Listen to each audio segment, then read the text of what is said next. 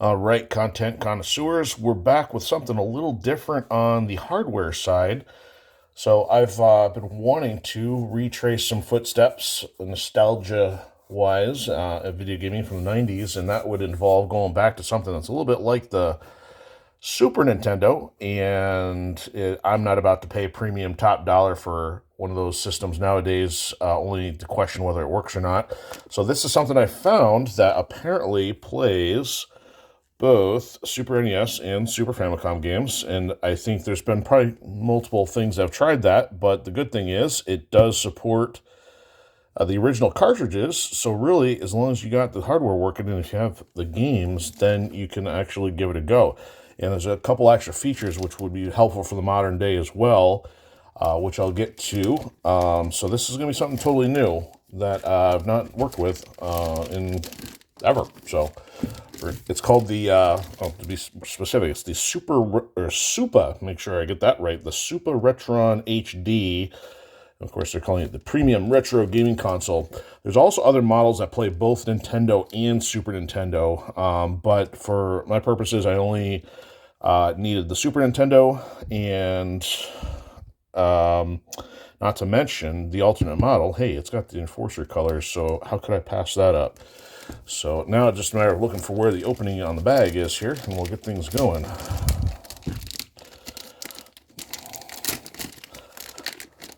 By the way, the bag is not a toy. Keep it away from babies and children, in case you're considering that. Gotta have a little humor. All right, there we go. Not quite the usual plastic. We got a little bit more industrial strength going on there. Okay, so there we go. There's that with a little less glare. I know we got the overhead light kind of bouncing off that a bit, but pretty simple in the packaging. Obviously, they're not going to bother putting all the licensed stuff on there. It's got a nice little hook for shelves. Apparently, you could hang it on a rack in a storefront too, so it's kind of cool. All right, looks like we only got one seal to contend with here on the back. Here we go. All right. And there it is. So, let's get more light on this thing. So it looks like it's got the console, and somewhere in here is controllers by two. So I think we'll take the console out first. I'll probably make things a little easier. And what I'm hoping, actually, it's been so long, everything looks bigger when you're a kid anyway, but what I'm thinking is hopefully things have been decreased in form scale these days as well, so that makes things easier. You don't have to take as much space, especially with the other number of things in the collection.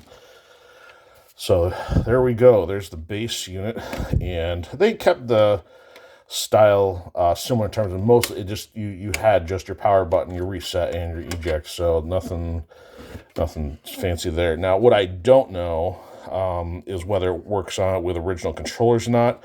My guess is it might, but I don't know that for sure. I kind of like the little angled edge they got there. So it's kind of got a smoke gray plastic, mildly translucent. Now, here's what I think is the key thing why I'd rather do this than go back to the original hardware. It's got an HDMI port, and it goes up to 720p, and it's also got a toggle switch to go between 16:9 and 4:3 for the format. And also, on top of that, even powered by micro USB. So you definitely have a reduction over things not needed in the modern, entertainment era. So also, on top of that, it's even got a feature to switch between NTSC and PAL. So I think that should allow switching between either the North American and the European, if not. Because I thought the Japanese ones were under the same format. Usually stuff was like NTSJ in the Xbox era. If not, hopefully that might just be for the Famicom. So simple little, obviously they can keep the dust out like the original had. So that way you can just put the cartridge in. But so far, from a form factor standpoint, it looks pretty cool. So probably a couple things in here, like manual, registration. So the company that manufactures it is Hyperkin, and little thing for their social media stuff, so I guess that's pretty smart. Yep, there's the instruction manual. Go through all that if interested, but that would be for another time, so probably multi-language at this point. Yeah, it looks like you're just doing multiple languages, so really you only need about 2 pages worth of information on there. And they even threw in a little sticker for Hyperkin, so... All right, so not much else in this portion that I can tell. So next, let's take a look here, what's going on with the controllers and power cable. So actually, maybe there is no power cable. Let's actually check that, because otherwise, you have to provide your own. Nope, there's going to be a power cable. There's got to be something in here. Yep, there we go. So we'll do the least interesting thing last there.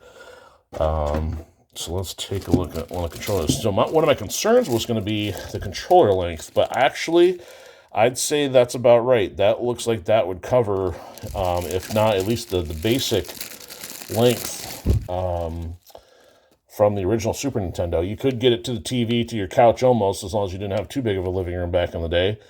But as was common with Nintendo's naming convention, they always had the opposite of US. They went BA and then XY in reverse. D-pad feels pretty good. Typical soft buttons for the start and the select. 2 shoulder buttons. So they did not change the format, which, again, for traditional reasons, pretty wise idea. But I like the gray and blue, and it's got the smoke gray to match the console as well. So there is 2 of those. Of course, because you can't have any co-op games without having 2 controllers there. Again, unless you're playing something like Jeopardy or Wheel of Fortune, in which case they made you swap the controller out with your friend. So we got an HDMI cable included. That's always a plus when you don't already have a zillion of those laying around. So the good thing is dual-ended RCA cables, so you got your white and red audio, yellow video. I don't think we're going to be too concerned with that these days, but of course they did then throw in a USB cable, so it's got the standard size USB to the USB micro, not the USB-C.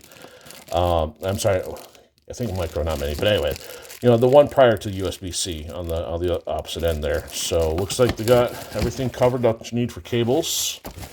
We're just going to put those back in the box for now. We're not too worried about setup at this point. Got to get a game available first before we can really do anything with it. But there's our cables.